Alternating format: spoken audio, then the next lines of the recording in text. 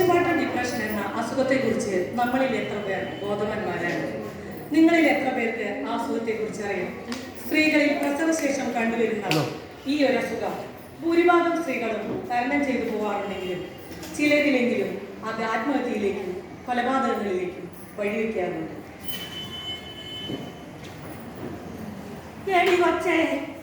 ആ കുഞ്ഞ് വാവൂടാതെ കരയുകയാണല്ലോ. നീ ആ കൊച്ചിനെ കുറച്ച് പാല് കൊടുത്ത് ഉറക്കടി. മുത്തശ്ശി, കുഞ്ഞ് ഉറങ്ങുന്നില്ല മുത്തശ്ശി. രാത്രി മുഴുവൻ തോരുപോളം കണ്ണടച്ചിട്ടില്ല. പാല് കുറവാ മുത്തശ്ശി. ഡോക്ടറെയോ മറ്റോ കണ്ടു. ഇത്തിരി പാൽപ്പൊടിയോ മറ്റോ. ശിവ ശിവ, എന്താ ഈ കേട്ടണേ? പാൽപ്പൊടി കുറുക്കി കൊടുക്കേ. ഇപ്പോഴത്തെ കുട്ടികളുടെ ഓരോ കാട്ടിക്കൂട്ടലുകളെ ഞങ്ങളൊക്കെ 10-12 പെറ്റു വളർത്തിയത്. ശിവ ശിവ, ഉറങ്ങു മോളെ, ഉറങ്ങ്.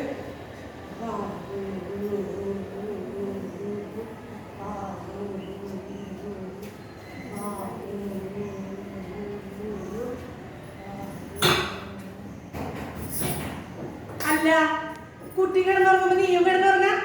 അതെങ്ങനെയാ ശരിയാവാ? ആ മുഷിഞ്ഞ തുണികളല്ലേ കൂട്ടിയിട്ടിരിക്കണേ, അതെങ്ങനെ കഴുകുക? അമ്മേ, തലയൊക്കെ വേദനിക്കുന്നമ്മേ. ഞാനൊന്നും ഒരല്പം ഉറങ്ങിക്കോട്ടെ. ഇവിടെ നിനക്ക് മലമറിക്കണ പണിയൊന്നും ഇല്ലല്ലോ. ആ തുണിയോളം അങ്ങനെ കഴുകിയിട്ടിട്ട് എന്താ ചെയ്തോളെ. എന്താടി ഇവിടെ പ്രശ്നം? നിനക്ക് അമ്മ പറയണതൊന്നും അനുസരിച്ചൂടെ? ഇവിടെ ഇപ്പൊ എന്താ വേറെ പോയി ജോലിയുള്ളത്? കേട്ടോ, എനിക്ക് തലയൊക്കെ പൊട്ടിപ്പോകുന്ന പോലെ, ആരൊക്കെയോ ചെവിട്ടിലും വെക്കോ പറയുന്ന പോലെ. ഇന്നൊരു ദിവസം എൻ്റെ കൂടെ ഒന്ന് ലീവ് എടുത്തിട്ട് അതെങ്ങനെ ശരിയാവാ? എന്ന് എനിക്ക് അർജന്റ് മീറ്റിംഗ്സ് ഒക്കെ ഉള്ളതാ.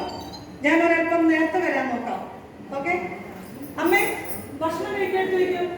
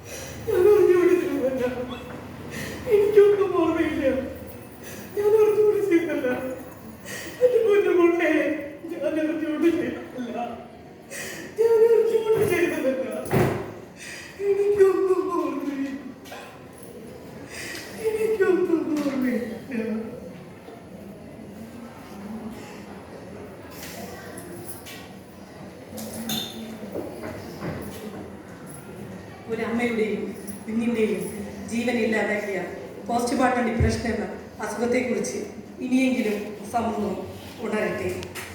ഇനി ഒരു കുഞ്ഞിനും ഭൂമിയിൽ ഈ ഗതി വരുത്താതിരിക്കട്ടെ. ഒരമ്മയും